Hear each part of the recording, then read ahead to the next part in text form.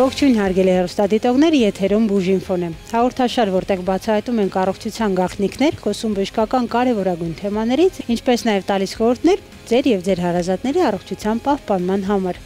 Տաղավարում ինչպես միշտ մենք ենք, ես Նյարդաբան Ռիփսիմե Պոդոսյանը եւ իմ գործընկեր Վարդան Շահինյանը, պլաստիկ վիրաբույժ։ Իսկ այսօրվա մեր հաղորդումը ինչպես միշտ կսկսենք օրվա անոնսով, որից հետո կվերադառնանք տաղավար եւ կընդունենք առաջին մեր հյուրին։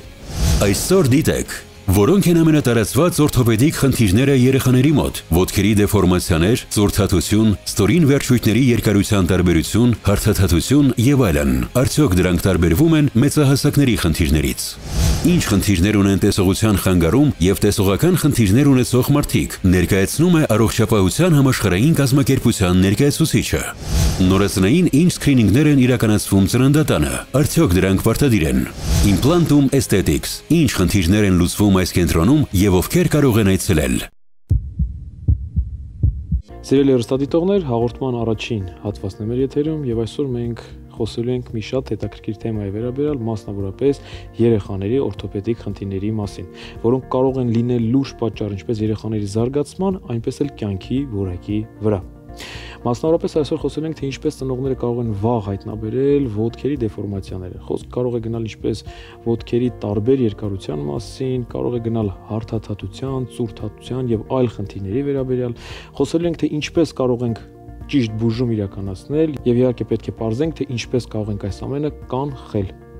Այս եւ այլ շատ կարևոր հարցերի վերաբերյալ այսօր կզրուցենք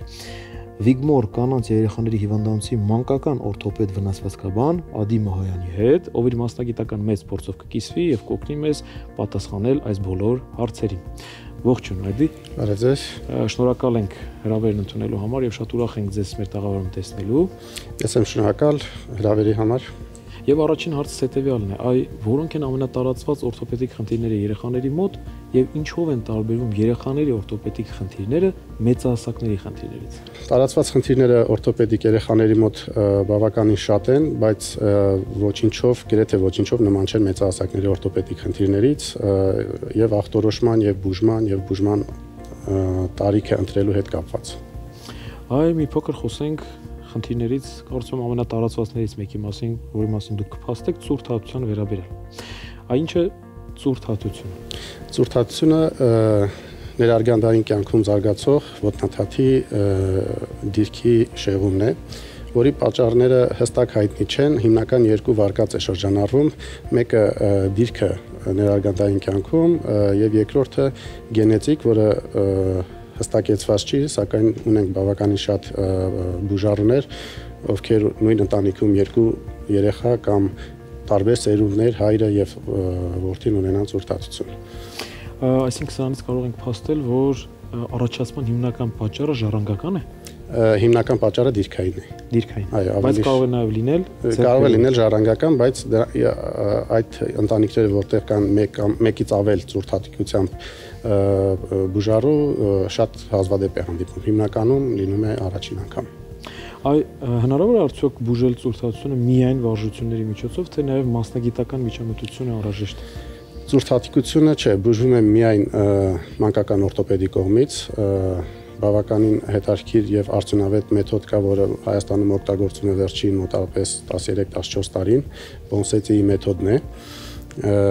որը իրանից մի քանի փուլ է ներկայացնում։ Առաջին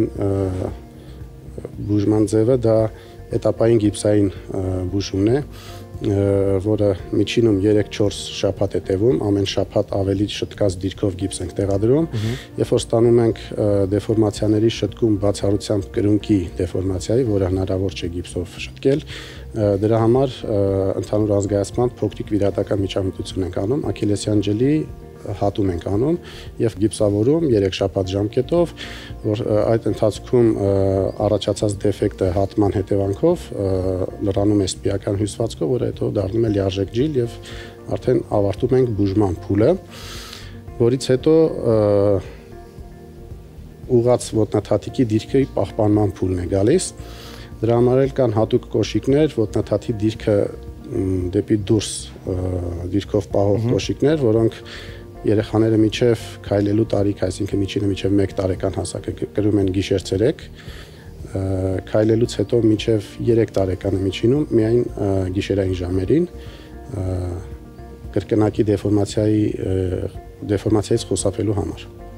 Շատ լավ։ Մի փոքր անդրադառնանք նաև մյուս դեֆորմացիաներից հարթաթաթությանը։ Որքան հաճախ է հանդիպում սա երեխաների մոտ եւ արդյոք սա կարելի է համարել զարգացման փուլ։ Շնորհակալ եմ լավ արձիական հարցի համար։ Ընդհանրապես օրթոպեդին դիմաց բուժարուների 70%-ը առողջ են։ Այդ 70%-ի մեծ մասը հենց հարթաթաթություն գանգատով դիմաց ծնողներն են, ու հիմնականում ծնողն է գանգատվում, ոչ թե երեխան։ Երեխայի ոտնաթաթը ամբողջ աճի ընթացքում իհարկե ձևավորվում է։ Հարթաթաթությունը, եթե երեխան ունի ցավ գանգատ, լուրջ ցավ եւ գանգատ, մենք չենք համարում հիվանդություն եւ բուժում չենք նշանակում, որևէ բուժման միջոցառում չենք կիրառում, այլ խորհուրդ ենք տալիս ընդամենը որակյալ կոշիկներ, ցանկալի է մարմինի ավելորդ քաշ չունենա, որպեսզի թաթի այդ դիրքը չդառնա սիմպտոմատիկ, այսինքն երեխան ցավ չունենա։ Շտկելու համար թաթի դիրքը, եթե երեխան լուրջ գանգատներ ունի, դա արդեն վիրահատական բուժում է պահանջում, ինչից մենք փորձում ենք միշտ խուսափել, եթե շատ հստակ ցուցում չկա։ Շատ լավ։ Որոնք են այն նախանշանները, որոնք որ ծնողները տեսնելով կարող են հասկանալ, որ արդեն իսկ կա իրենց երեխայի մոտ հարթաթաթություն կամ այլ ոտքի դեֆորմացիա, անհրաժեշտ է դիմել բժիշկ մասնագետի։ Կան դեֆորմացիաներ, օրինակ հարթաթաթություն լավ արտահայտված տարբերակով, որ բնածին ոտնաթաթի մանր ոսկորերի մասնակի կամ ամբողջական սերտաճում է լինում, որը բերում է հարթաթաթության, կամ ոտնաթաթի հարթ-վալգուսային դեֆորմացիայի, այսպես ասած։ Եթե երեխան, օրինակ, նստած ժամանակ տեսնենք ոտնաթաթի ներբանային հատվածը եւ կորությունը պահպանվում է, նշանակում է ինքը խնդիր չունի։ Բայց կան ճկուն երեխաներ, երբ որ կանգնում են, թաթը ամբողջությամբ բացվում է, դա էլ է նորմալի տարբերակ։ Բայց եթե երեխան հենված եւ չհենված թաթը ամբողջությամբ հարթ է, նշանակում է կա ինչ-որ խնդիր եւ պետք է դիմել բժշկի։ Այդ դեպքում արդեն համապատասխան հետազոտություններից հետո որոշում ենք ինչ-որ բան պետք է անել, պետք չի անել կամ երբ է պետք անել։ Այո, մի փոքր խոսենք նաեւ կոշիկների, այդ օրթոպեդիկ օրթեզների, ներդիների մասին, արդյոք սրանք կարելի է համարել բուժման էտապ, թե սրանք ուղղակի հարմարանքներ են, որոնք օգնում են երեխաների քայլքը դարձնել առավել հարմարավետ եւ անցավ օրինակ։ Որակյալ կոշիկները բոլորին են պետք։ Մեծահասակներին եւ երեխաներին։ Երեխաներին առավել եւս, քանի որ իրանք շատ ակտիվ են, որովհետեւ ամբողջ օրը ակտիվ օրվա ավարտից հետո երեկոյան գանգատներ չունենան կամ գոնե քիչ ունենան։ Օրթոպեդիկ կոշիկները, օրթեզները կամ հատուկ ներդիրները հիմնականում կիրառվում են նրա համար ինչ-որ բուժումից հետո ստացած արդյունքի պահպանման համար, առավել կոմֆորտ դիրքի բերելու համար, բայց ոչ թե ինչ-որ դեֆորմացիան շտկելու համար։ Այսինքն բուժական ոչ մի էֆեկտ իրենք չունեն։ Բուժական ոչ, բայց պահպանողական։ Մի փոքր խոսենք նաև կանխարգելման վերաբերյալ, կան արդյոք վարժություններ կամ խաղեր, որոնց կիրառման դեպքում կարող ենք այսպես ասել, որ կարող ենք կանխարգելել որոշակի դեֆորմացիաների զարգացումը։ Ոչ, չկան նման բաներ, եթե դեֆորմացիա է առաջանում, ուրեմն կա պատճառ, կամ էլ կան դեֆորմացիաներ, որոնք ֆիզիոլոգիական են։ Որ տարիքում առաջի անգամ անհրաժեշտ է այցելել օրթոպեդի մոտ, որպեսզի եթե անգամ կան որոշակի զարգացման խանգարումներ կամ դեֆորմացիաներ արդեն իսկ փորձենք ամենասկզբից հայտնաբերել եւ չթողնել, որպեսզի ել ավելի խորանա, կարծում եմ, որովհետեւ վաղ հայտնաբերումը միանշանակ օգնելու է առավել հեշտ եւ արագ բուժմանը։ Ընդհանրապես բժշկության մեջ ցանկացած պաթոլոգիա ինչքան վաղ է հայտնաբերվում, այդքան բուժումը արդյունավետ է եւ հեշտ։ Օրթոպեդիկ հիվանդությունների մեծ մասը, գրեթե բոլորը բացի կոնքազդրային հոդերի դիսպլազիայի կամ հոդախախտի հիվանդությունը, բոլորը տեսանելի են եւ ծնողը կարող է գանգատ ունենալ, կամ նեոնատոլոգները ծնվելուց անմիջապես հետո տեսնում են եւ ուղղորդում են մասնագետի մոտ։ Կոնքազդային հոդի համար Հայաստանում արդեն պետական մակարդակի կատարվում է սկրինինգ, այսինքն շուտ հայտնաբերում բոլոր ծննդատներում, իսկ մնացած հիվանդությունները եթե նեոնատոլոգը ուղղորդի։ Բայց ծնողը պետք է իմանա, օրինակ, մինչև 1 տարի 8 ամսեկան քայլելը համարվում է նորմալ։ Եթե դրանից հետո չի քայլում, պետք է դիմել օրթոպեդի կամ համապատասխան մասնագետի, որպեսզի հայտնաբերեն խնդիրը եւ եթե կա բուժման ինչ-որ տարբերակ բուժվի կամ հսկողություն սահմանվի։ Երբեմն լինում է համեմատում են հարևանի երեխայի հետ կամ ինչ-որ ուրիշ պաթոլոգիայի հետ են մտածում ու ուշ են դիմում, այդ դեպքում օրինակ ազդրի բնածին հոդախախտը եթե ուշ հայտնաբերվի, խնդիրը բուժումը դառնում է վիրահատական։ Եթե միջև քայլելը հայտնաբերվի, բուժումը կոնսերվատիվ է, ոչ վիրահատական։ Այս մոտ նոր առաջացավ մի հարց, արդյոք օրինակ երեխաներին երկար ժամանակ քայլակներով երբ որ քայլեցնում են եւ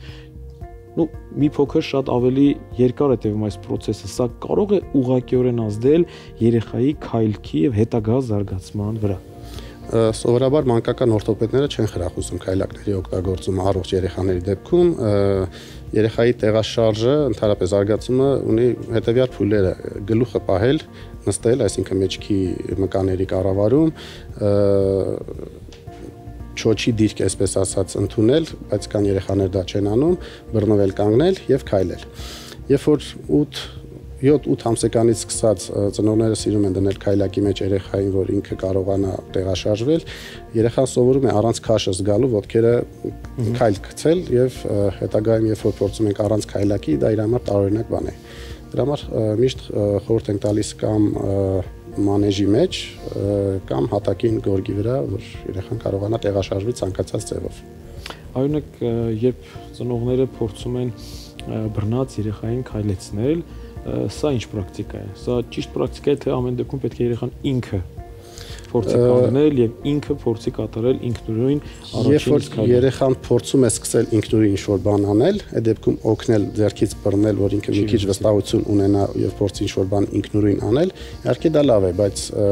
անպատրաստի երեխային ստիպել քայլ գցել լավ չի։ Շատ բարի։ Այ մի փոքր խոսենք նաեւ բարդությունների վերաբերյալ, եթե ունենք չբուժված օրթոպեդիկ խնդիրներ։ Երեխայի մեծանալուն զուգահեռ ինչպիսի բարդությունների կարող ենք հանդիպել։ Մեծ թեմա է դա, նայած թե ինչ խնդիր են։ Ցանկացած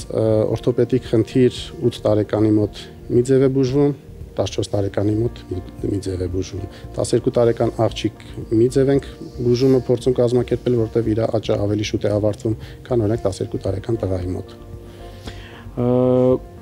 Նաև կցանկանայի անդրադառնանք սպորտին։ Եվ ոչ միայն սպորտին, օրինակ սպորտ, պար, մարզական որոշակի վարժություններ, այս ամենը կարող է նպաստել, որպեսզի առկա խնդիրները լուծվեն, թե հակառակը անգամ կարող են վատթարացնել իրավիճակը։ Ինչպես կողմնորոշվել։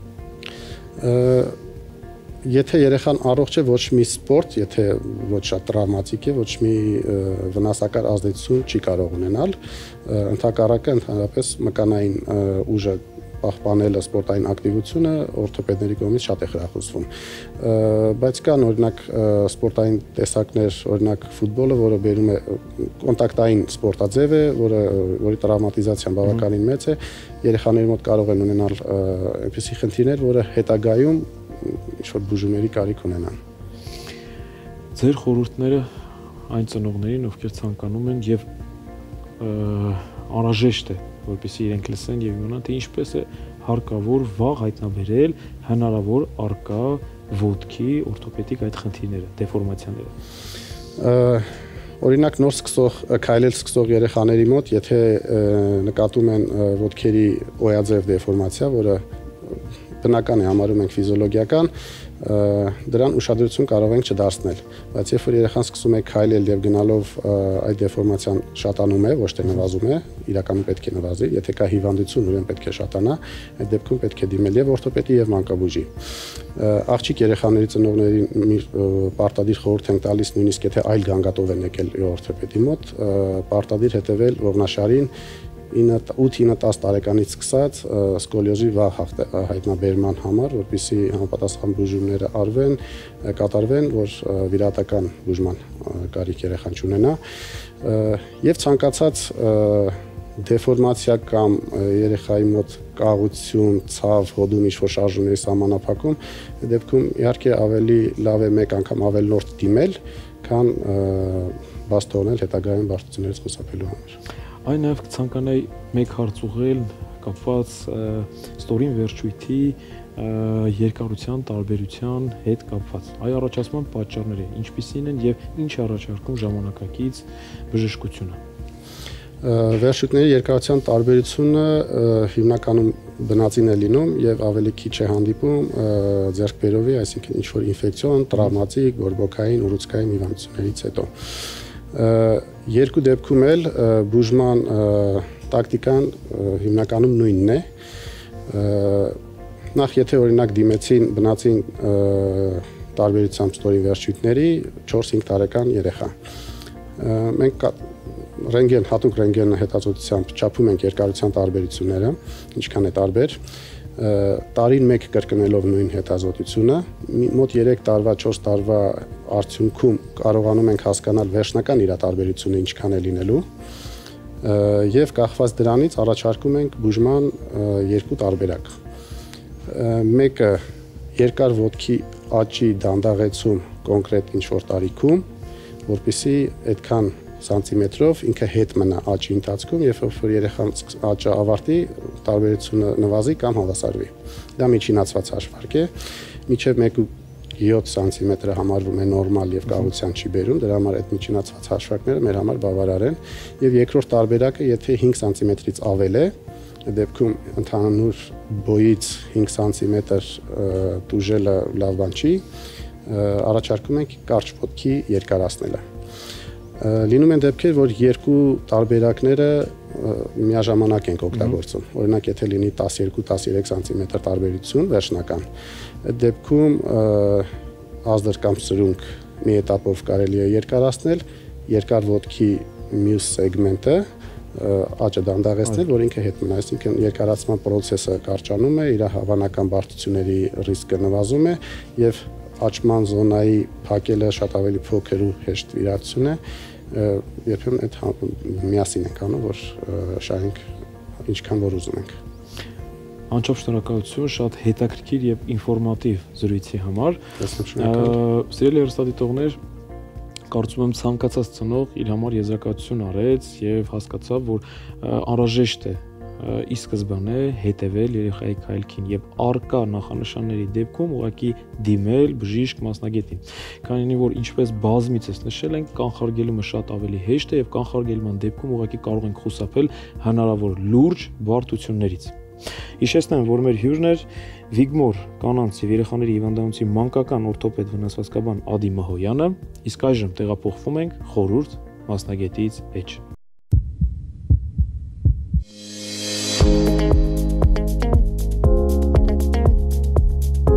Բարև ձեզ, ես Ժաննա Հարությունյանն եմ, Առողջապահության համաշխարհային կազմակերպության Հայաստանյան գրասենյակի զգայական խնամքի ծրագրի պատասխանատու։ Զգայական ֆունկցիաները շատ կարևոր են մեր կյանքում, չէ՞ որ մարդն իրեն շրջապատող աշխարհի մասին տեղեկատվության մեծ մասը ստանում է իր աչքերի միջոցով։ Այնուամենայնիվ, այսօր աշխարհում շուրջ 2.2 միլիարդ մարդ ունի տեսողության հետ կապված որևէ խնդիր, որը չնայած հնարավոր է շտկել կամ կանխել վաղ եւ ճշգրիտ հայտնաբերման, ինչպես նաեւ որակյալ առողջապահական ծառայությունների միջոցով։ Թե մեծահասակների եւ թե երեխաների մոտ չճշտված ռեֆրակցիոն խնդիրը, այսինքն կարճատեսությունը, հեռատեսությունը, աստիգմատիզմը կանխարգելելի կուրության եւ տեսողության խնդիրների ամենատարածված պատճառներից է, որը հնարավոր է շտկել տարբեր միջոցներով, օրինակ օպտիկական ակնոցների, կոնտակտային ոսպնյակների միջոցով կամ վիրաբուժական միջամտություններով։ Տեսողության համաշխարհային օրը, որ ամեն տարի նշվում է հոկտեմբեր ամսին, նպատակ ունի հիշեցնելու մեզ, թե որքան կարևոր է մեր աչքերի եւ տեսողության պահպանումը։ Այս առիթով Առողջապահության նախարարի ակնաբուժության գծով խորհրդատու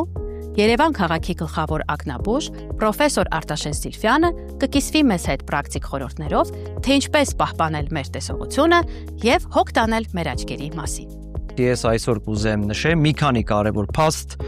տեսողության մասին եւ մասնավորապես այս կարևոր օրը կուզեմ խոսեմ երեխաների տեսողությունից եւ կարճատեսությունից։ Նախ եւ առաջ պետք է ասել, որ կարճատեսությունը այսօր համարվում է ամենամեծ խնդիրներից մեկը ամբողջ աշխարհում եւ ապացուցված է արդեն, որ 2050 թվականին մարդկանց բնակչության 50%-ը արդեն կլինեն կարճատես։ Այդ իսկ պատճառով մեծ աշխատանք է կատարվում երեխաների մոտ կարճատեսության կանխարգելման ուղղությամբ։ Նախ եւ առաջ դա ես կարող եմ ասել, որ մեր կենտրոններում նույնպես իրականացում են մեծ աշխատանք այդ ուղղությամբ եւ երեխաներին պետք է ժամանակին ստուգել։ Երեխաներին պետք է բերել ակնաբուժի նույնիսկ 5-6 տարեկանից, եթե արդեն իսկ սկսում են գանգատները նույնիսկ ավելի շուտ։ Այդ դեպքում արդեն իսկ պետք է սկսել աշխատանք։ Որն է աշխատանքը։ Դա ակնոցների նշանակումն է, դա ապարատային բուժումներն են, դա հատուկ սիստեմաներն են եւ վարժություններն են։ Նպատակը նա է, որ տալ կարճատեսության կանգնացնելու հնարավորություն ժամանակին, որը արդեն իսկ դա ապագայում բարձր տեսողություն։ Երկրորդ կարևոր հանգամանքներից մեկը ես կուզեմ ասեմ, որ արդեն իսկ տեսողության լազերային կորեկցիան, կարճատեսության եւ հեռատեսության եւ ասթիգմատիզմի դեպքում շատ էֆեկտիվ կիրառվում է ամբողջ աշխարհում։ Մասնավորապես Հայաստանում մենք ունենք արդեն բարձրորակ սարքավորումներ, լազերներ, ժամանակին կիրառման դեպքում տալիս են հիանալի արդյունքներ։ Եվ պացիենտները 17-18 տարեկանից արդեն կարող են իրականացնել լիովին տեսողության վերականգնում, եւ մյուս կարևոր փաստը դա իհարկե կատարակտի էֆեկտիվ բուժումն է եւ կատարակտը արդեն իսկ ավելի շատ մեծահասակների հիվանդություն է եւ եթե առաջ կատարակտը վիրահատվում էր կտրվածքով, ուներ շատ երկար ապակինման շրջան, ապա այսօր կատարակտը վիրահատվում է շատ արագ լազերների միջոցով, հատուկ սարքերի միջոցով, տեխնոլոգիաները տալիս են հնարավորություն կարճ րոպեների ընթացքում 3-ից 5 րոպեների ընթացքում լիովին վիրահատել էֆեկտիվ վերականգնելով կատարակտը, նույնիսկ միաժամանակ երկու աչքում, կիրառել բարձրորակ ներակնային արհեստական ոսպնյակներ, որից հետո արդեն պացիենտների մոտ շատ արագ վերականգնվում է լիովին տեսողությունը։ Եվ այդ կարևոր հանգամանքները հաշվի առնելով ես կուզեմ եզրափակեմ այնպես, որ մենք այսօր իսկ Հայաստանում կիրառում ենք աշխարհում կիրառվող բոլոր ժամանակակից մեթոդները, բոլորին ցանկանում եմ բարձր տեսողություն եւ առողջություն։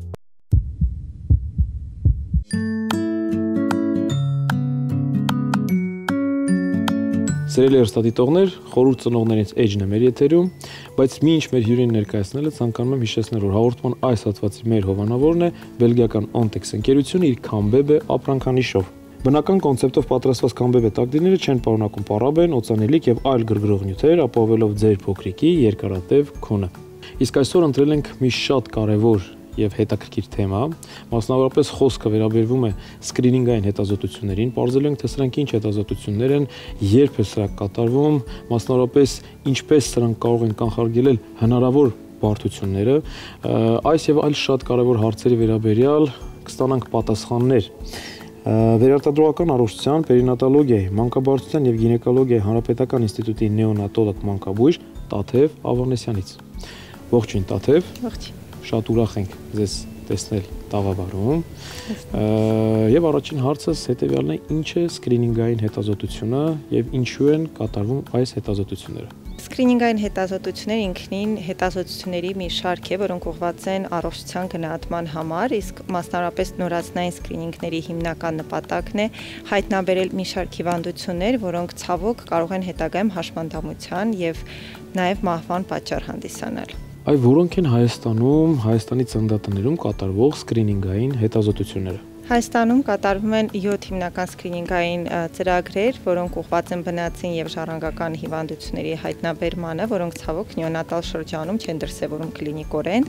եւ հետագայում լրջորեն կյանքի որակի եւ առողջության վրա կարող են ազդեցություն թողնել։ Այդ սկրինինգային հետազոտություններն դեռևս 2005 թվականից որ սկսել են հետազոտել բնածին հիպոթիրեոզը, ֆենիլկետոնուրիան, ինչպես նաեւ 24 թվականին միացել է նաեւ ադրենոգենիտալ համախտանիշին, նույն ինքը բնածին մակերիկամների հիպերպլազիայի ախտորոշման սկրինինգային տեստը, որը պարտադիր բոլոր նորածիններին հետծննդյան 72-ից 96 ժամականի ընթացքում կատարվում է, վաղ դուրս գրման դեպքում ոչ շուտ քան 48 ժամական լրանալը։ Երեխայի կրունկի հատվածից արյան նմուշ է վերցում հատուկ ֆիլտրվող թղթի վրա, որը ուղարկվում է սկրինինգային լաբորատորիա հետագա հետազոտման համար։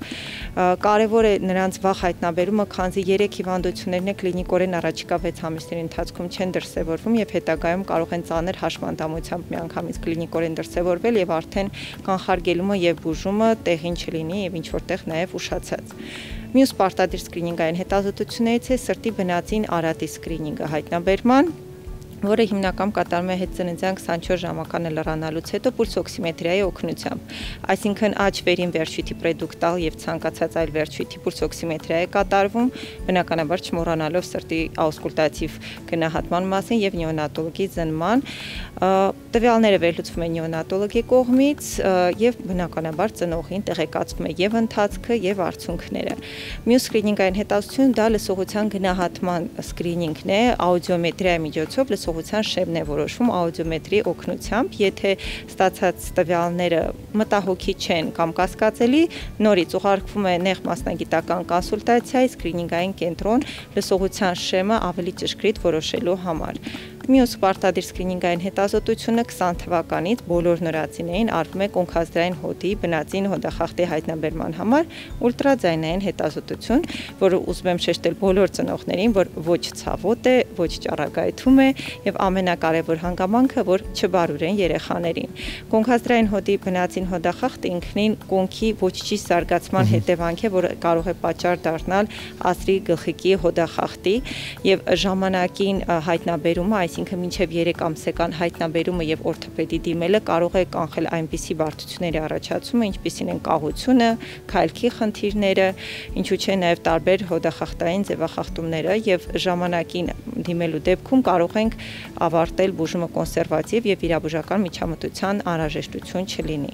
Ստատիստիկ երևի ուզում եմ նշեմ, որ 1000 նորածնից 6-ի 7-ի մոտ ցավոք հայտնաբերվում է այս խնդիրը։ Եվ մյուս սկրինինգային հետազոտությունը, որ վերաբերում է միայն անհաս նորածիներին, դա անհասության ռետինոպաթիայի սկրինինգն է, ենթակային միայն մինչև 34 շաբաթական գեստացիայի ծնված նորածիները եւ բոլոր անհասները, ում քաշը 2000 գրամից նվազ է, ինչի անհասները, որտեղ ի տարբերություն հասունների, նրանց աչքերի ցանցաթաղանթների անօթավորումը լիովին ավարտված չէ եւ հաշվի առնելով, որ ունեն մենք մի շարք խնդիրներ, ռիսկի գործոններ անհասների հետ կապված, ցավոք անհասության ռետինոպաթիայի արդյունքում կարող ենք ունենալ կուրություն եւ ժամանակին սերիալ քննությունների արդյունքում հնարավորություն ունենք հայտնաբերելու, կանխարգելելու եւ ժամանակին բուժական մեթոդներ կիրառելու նման դեպքերում։ Ինչպես են կատարվում սկրինինգային հետազոտությունները եւ արդյոք այս հետազոտությունները անվտանգ են երեխաների համար։ Ինչպես են կատարվում, կարծում եմ արդեն ինչ որ չափով նկարագրեցի, անվտանգ են, այո, անվտանգ են եւ խիստ անհրաժեշտ են եւ պարտադիր միջև դուրս գրումը բոլոր սկրինինգային հետազոտությունները կատարվում են, գրանցվում են փոխանակման քարտում էպիկրիզում եւ ծնողին տրվում է համապատասխան խորհրդատվություն հետագա քայլերի հետ կախված նրանից, թե որ սկրինինգային հետազոտությունում ինչ է հայտնաբերվել կամ ինչ կարող է հայտնաբերվել եւ մոտակա ինչ ժամկետներում։ Ինչ պետք է անեն ծնողները, երբ սկրինինգային հետազոտության արդյունքում հայտնաբերվել է որևէ խնդիր։ Իրականում ցանկացած սկրինինգային հետազոտություն, ինչպես նշեցի, բացատրվում է ծնողին եւ ասում է ուղղակի եթե կլինի խնդիր, մասնագետը ինքն է կապ հաստատում ծնողի հետ, որտեղ նախապես լրացվում է երեխայի տվյալները, ծնողի տվյալները եւ զանգ է լինում ծնողին, բացատրվում է կարգը, առաջարկվում է համապատասխան բուժական կանխարգելիչ միջոցառումները, կախված նրանից թե ինչ են հայտնաբերել եւ որ փուլում։ Անչափ շնորհակալություն, շատ հետաքրքիր եւ տեղեկատվական զրույցի համար։ Դե ինչ սիրելի հեռուստադիտողներ, կարծում եմ շատ ծնողների համար պարզ դարձավ, որ սկրինինգային հետազոտությունները չափազանց կարևոր են, նրանք անվտանգ են եւ իրենք պարտադիր են, որովհետեւ այս հետազոտությունները ուղղակիորեն կարող են կանխարգելել հետագա շատ լուրջ բարդություններից։ Հիշեցնեմ, որ մեր հյուրն էր Վերարտադրողական առողջության, պերինատոլոգիայի, մանկաբարձության եւ գինեկոլոգիայի հանրապետական ինստիտուտի նեոնատոլոգ մանկաբույժ Տաթև Ավանեսյանը, եւս մեկ անգամ շնորհակալություն ձեզ բժշկուհի։ Եվ հիշեցնեմ նաեւ, որ հաղորդման այս հատվածի մեր հովանավորն է բելգիական Ontex ընկերությունը իր Քամբեբե ապրանքանիշով։ Քամբեբե տակդիրների բարակ մակերեսը հարստացված է վիտամին E-ով, հալվեի, ձիթապտղի եւ երիցուկի էքստրակտով, որը կպաշտպանի ձեր փոքրիկի զգայուն մաշկը, ապահովելով առողջ քուն։ Իսկ այժմ տեղափոխվում ենք գեղեցկության գաղտնիքներ էջ։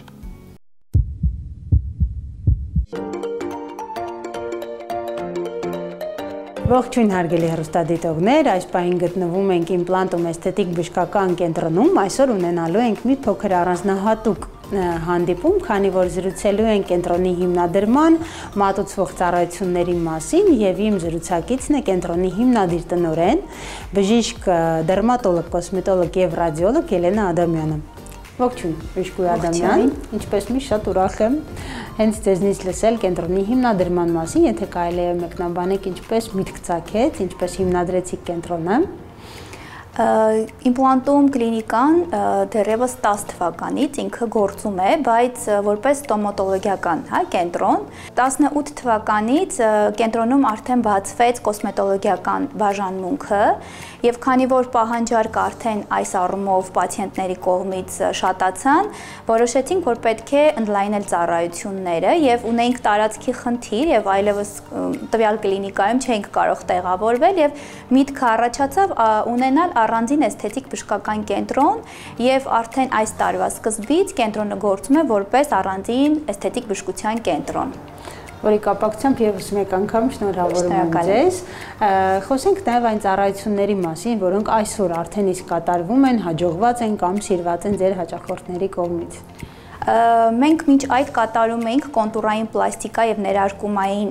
միջամտություններ եւ կենտրոնը ընդլայնեց իր ապարատային ծառայությունները, որը այժմ շատ սիրված է մեր բուժառուների կողմից, քանի որ ինչպես գիտեք, շատ պացիենտներ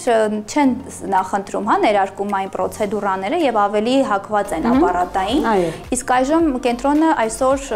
մեծ ծավալով կարողանում է առաջարկել ապարատային ծառայություններ։ Իհարկե լավ արդյունք ունենալու համար մենք երբեմն այսպես ներարկումները եւ ապարատը միախառնում ենք իրար, որպեսզի ավելի լավ արդյունք ունենանք։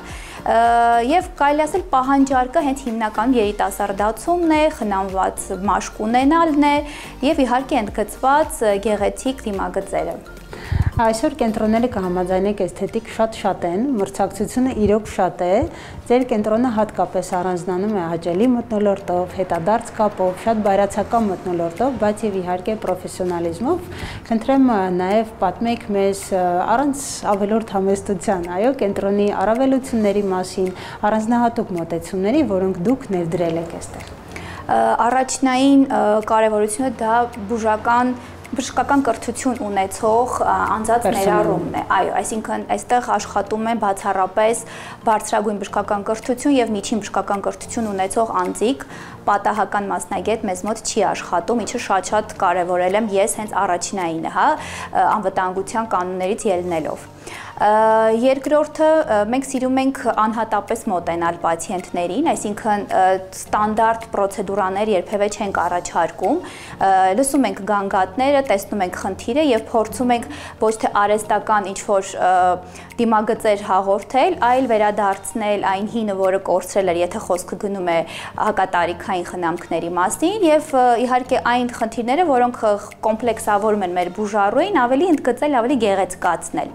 Մեր կենտրոնում շատ կարևորում ենք մենք անվտանգությունը եւ այդ իսկ պատճառով շատ պրոցեդուրաներ կատարվում են ուլտրաձայնային սարքի հսկողությամբ, դա նույնպես առավելություն է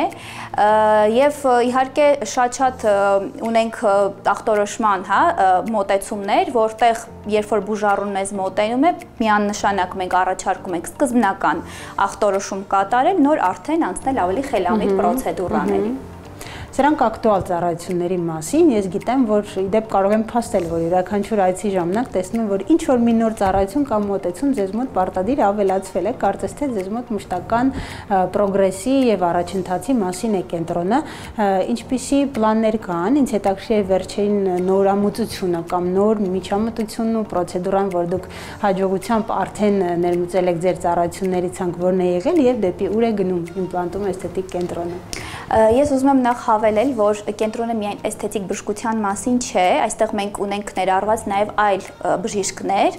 օրինակ միգրենի բուժումը կամ բարբի բոտոքս ասվածը, որտեղ յուրաքանչյուր էսթետ բժիշկ իրեն հարկ է համարում, այդ պրոցեդուրան իրականացնել, մեզ մոտ այդ պրոցեդուրաները իրականացնում են նյարդաբանը, եւ իհարկե մենք միայն նյարդաբանով եւ այդ տվյալ մասնագետով չենք սահմանափակել, ունենալու ենք շատ շուտով էսթետիկ գինեկոլոգիա, այսինքն աշխատելու է մեզ հետ նաև գինեկոլոգ։ Մեր կենտրոնն ունի նորություն, որը առաջին անգամ մենք ենք իրականացրել անեսթեզիոլոգի հետ աշխատանք, այսինքն բոլոր պրոցեդուրաները, որոնք վախեցնում են մեր պացիենտներին, ներարկումներից վախենում են, այդ կարելի է ընտրել անեսթեզիոլոգի ծառայություն եւ այդ բոլոր պրոցեդուրաները անել սեդացիայի միջոցով, որը բերում է իհարկե ավելի անվտանգ է, ավելի վախը այսպես քչանում է, հա, տվյալ պարագայում։ Շատ շուտով կունենանք մազի տրանսպլանտացիան, body filler-ը, որը նույնպես կիրականացնեմ ես, եւ իհարկե կլինի պլաստիկ վիրաբույժի հետ համագործակցություն։ Եվ վերջում ինչ մաղթանք ունեք այն բոլոր հավատարիմ կանանց եւ այն բոլոր կանանց, ովքեր դեռ պատրաստվում են եւ ցանկություն ունեն այցելել ձեր կենտրոն, խնդրեմ կարող եք հնչեցնել։ Ես խոսքս կուղեմ բոլորին, որովհետև մեզ մոտ նաև տղամարդիկ են, հա, հաճախում եւ ոչ միայն տղամարդիկ, նաև դեռահաս երեխաները նույնպես, որովհետև այդպիսի ծառայություններ եւս ունենք։ Կցանկանամ, որպեսզի առաջին հերթին իրենց շատ սիրեն եւ չփորձեն գտնել իրենց ուրիշի մեջ, հա, այսինքն իրենց անհատականությունը փորձեն, հա, ընդգծել եւ չփորձել կրկնօրինակել որևէ մեկին։ Մենք անպայման կապահովենք այդ անհատականությունը, կփորձենք առավելագույնս, հա, գեղեցկացնել եւ ընդգծել այն դիմագծերը, որոնք բնությունից տրված է իրենց։ Այ հիանալի գեղեցիկ խոսքեր էին, շնորհակալ եմ Բժշկուհի Ադամյան, հավելեմ, որ շատ կարեւոր նշում արեց Բժշկուհի Ադամյանը, որովհետեւ ամենից կարեւորը թերևս գտնել ձեր լավագույն տարբերակը, այսինքն լինել կյանքում հնարավորինս լավագույն տարբերակը, թե արտաքին, թե ներքին ներդաշնակությամբ եւ իմպլանտում էսթետիկ կենտրոնը այստեղ է հենց դրա համար։ Այնպես որ մնացեք մեզ հետ, հետևեք նորություններին, իսկ իմպլանտում էսթետիկ կենտրոնը այսօր իմացանք ինչքան շատ վերջին սերնդի սարքավորումներով եւ նոր ծառայություններով է համալրվում։ Եղեք առողջ, կհանդիպենք։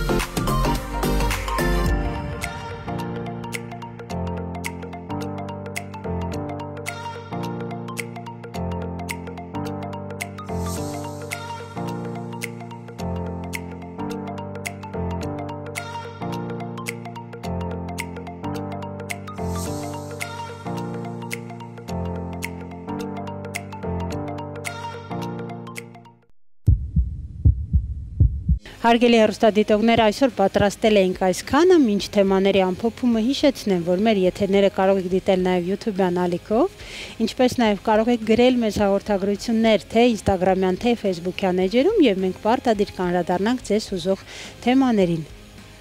Իսկ այժմ վերհիշենք այն թեմաները, որոնց այսօր անդրադարձել ենք։ Հաղորդման առաջին հատվածում խոսեցինք երեխաների օրթոպեդիկ խնդիրներից։ Խոսեցինք այն մասին, թե որոնք են այդ խնդիրները, ինչ խնդիրներ են եւ ինչով են դրանք տարբերվում մեծահասակների խնդիրներից։ Մասնավորապես պարզենք, թե ինչ են այս ներկայացնում ոտքերի դեֆորմացիաներից ծուրթաթությունը, հարթաթաթությունը եւ այլ շատ կարեւոր խնդիրներ։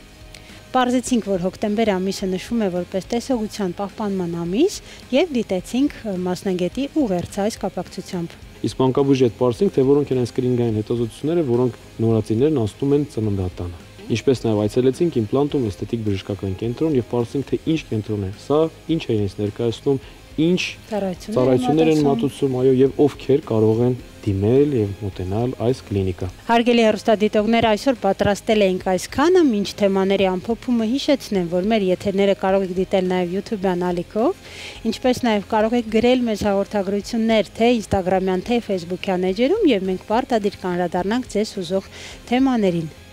Դե ինձ սիրելի հեռուստադիտողներ, կարծում եմ այսօրվա հաղորդումը բավական ինֆորմատիվ է, հետաքրքիր էր ձեզ համար։ Կհանդիպենք, մնացեք մեզ հետ։